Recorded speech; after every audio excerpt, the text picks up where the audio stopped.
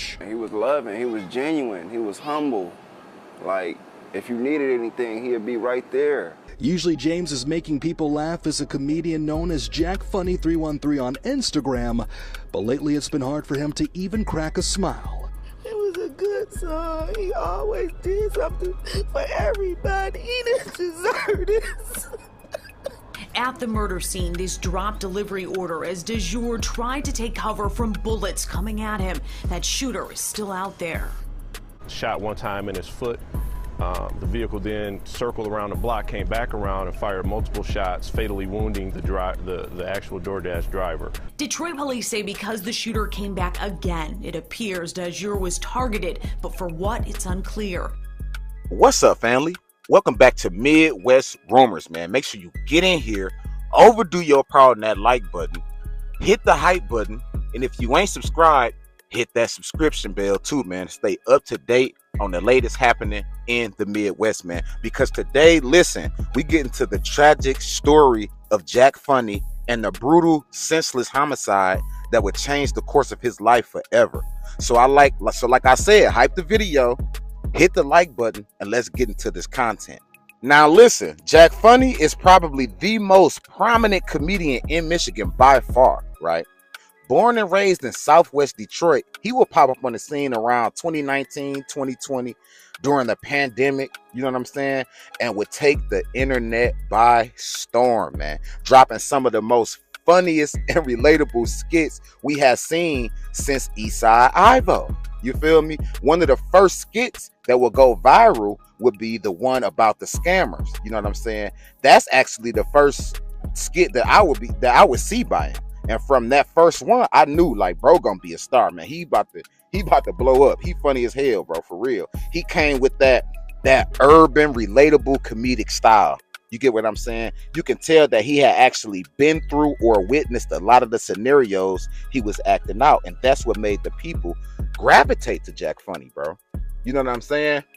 Before him, you had Eastside Ivo. You had Ha Davis. You know what I'm saying? Now, Eastside Ivo, that's my nigga, bro. Ivo funny as hell, man. I ain't gonna lie. Eastside Ivo is he definitely one of the most funniest comedians to come out of Michigan, bro, by far. Ha Davis, he's straight, bro. He kind of funny, bro, but he don't give you that urban, relatable, comedic style, kind of how like Jack Funny or Eastside Ivo do, bro. You know what I'm saying? Like them boys got an authentic comedian regimen that they do. You feel me? And it kind of seems effortless how they do it. You know what I'm saying? Because most of the skits that they did and most of the scenarios that they was acting out actually comes from the culture of Michigan, the culture of Detroit, whether it be the scammers, the niggas on the block, the YNs, you know what I'm saying? Like they acting out these different characteristics that you would see, you know what I'm saying, in Detroit, Flint, Inkster, all of these different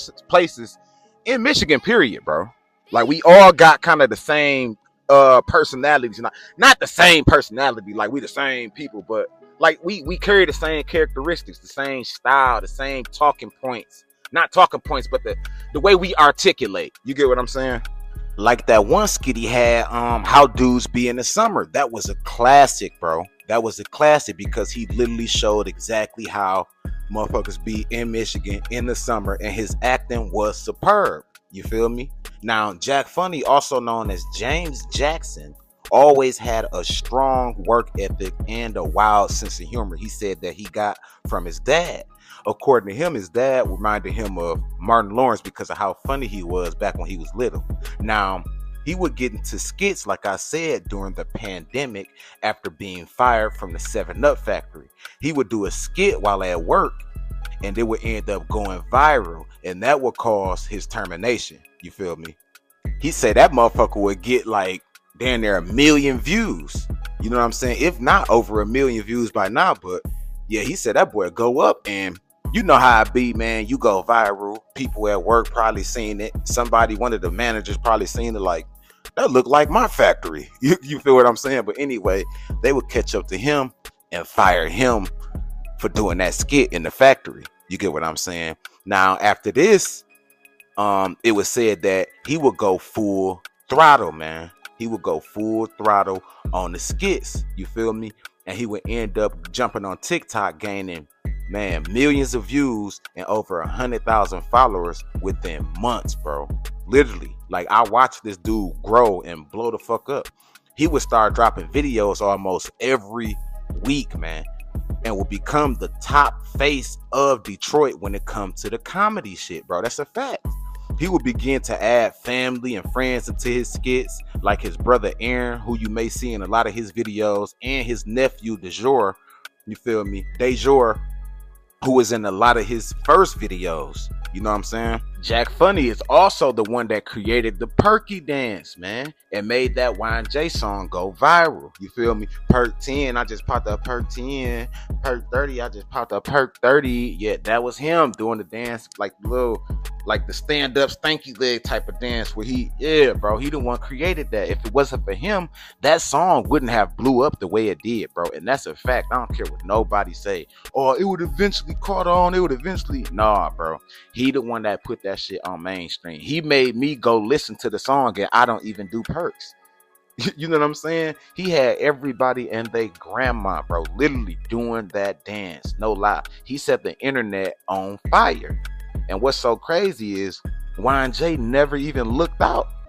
He never looked out, never compensated, bro, for that promo assist. You know what I'm saying? And think about it. YJ ended up going on tour and everything off that song. You feel me? Could have threw bro a couple bands, paid him to come on stage, do the dance. You get what I'm saying? But anyway, like I said, Jack Funny had become the face of Detroit. And like a lot of people, man, coming from poverty-stricken inner city in America, he would end up losing his nephew to gun violence after he would be chased and brutally murdered while door dashing in Detroit. Their son is shot and killed in Detroit while door dashing. It was just last month that this person, DeJour Russ, was shot and killed at the Clement Kern Garden Apartments. His family says that it was his first day on the job. Police believe the shooting stemmed from some type of argument, and now his family says the cycle of violence needs to stop. She needs justice for her son and all these other mothers. That the cycle just keep repeating itself. It gotta stop somehow, some way. These mothers is losing their babies and it's not right. And it's tearing up a whole family. So sad. Police have been looking for a dark-colored SUV to believe to be in connection with the crime. If you have any... Nothing. He was just living life like any other regular person. James Jackson still can't believe his nephew, 22-year-old Deja Russ, was killed while doing a job to make ends meet on DoorDash. He was loving, he was genuine, he was humble. Like, if you needed anything, he'd be right there. Usually James is making people laugh as a comedian known as Jack Funny 313 on Instagram, but lately it's been hard for him to even crack a smile. The two would make skits together all the time. Well, he was in damn near all of my videos. Like, I was real close to him. He was the only one in the family that told me he loved me. The only one. Family members all came out the night Danger was shot and killed, many of them torn from receiving the news. The whole family is devastated. I don't know how we gonna get through this one, man. In the meantime, the shooting remains under investigation, with police searching for the trigger man. I just wish he was here, man. And y'all just need to stop the violence, man. Like, I know it probably not gonna stop, but y'all just need to stop. It's senseless, man. And police are still looking for a dark-colored SUV in connection to the crime. Those with tips can contact Crime Stoppers at 1-800-SPEAK-UP. Victor Williams, Local 4.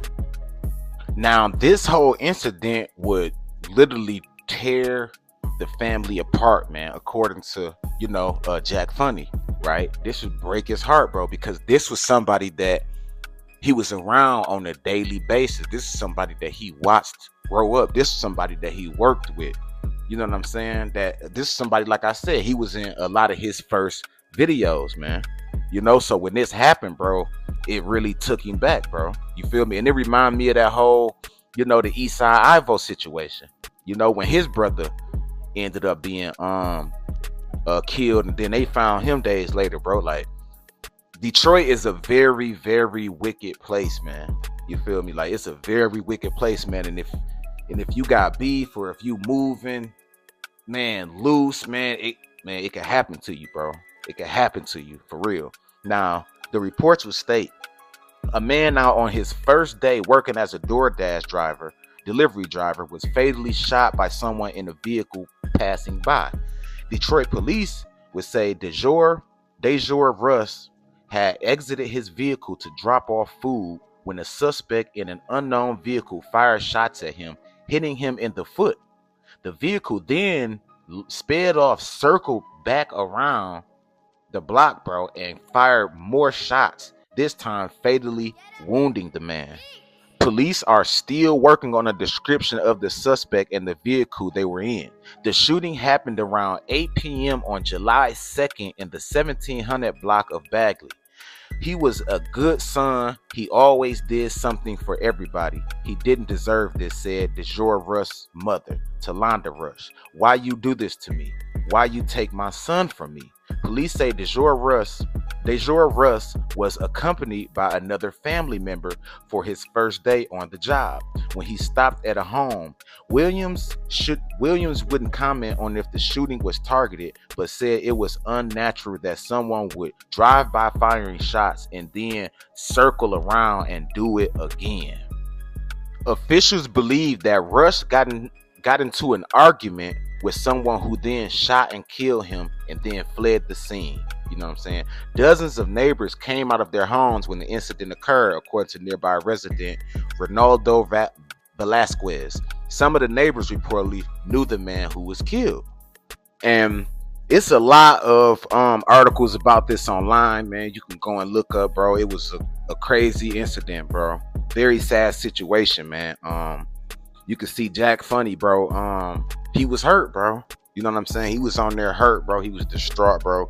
He didn't know what was going on. You know, some of the people that I talked to, they said that he wasn't in no gang. You know what I'm saying? He wasn't really involved in no street shit.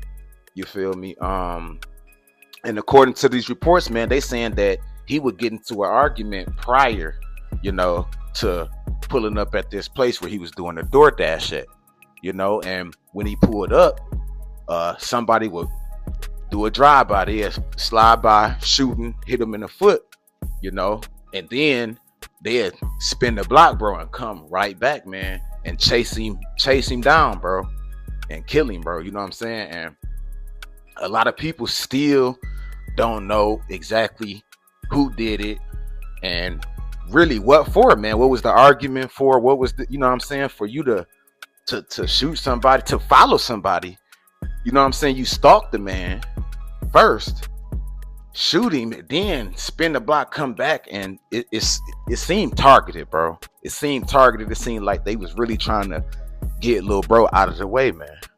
And if he wasn't in the streets or a part of no organization, bro, like I say, I don't see the reason why somebody would put this much effort in on taking his life, bro.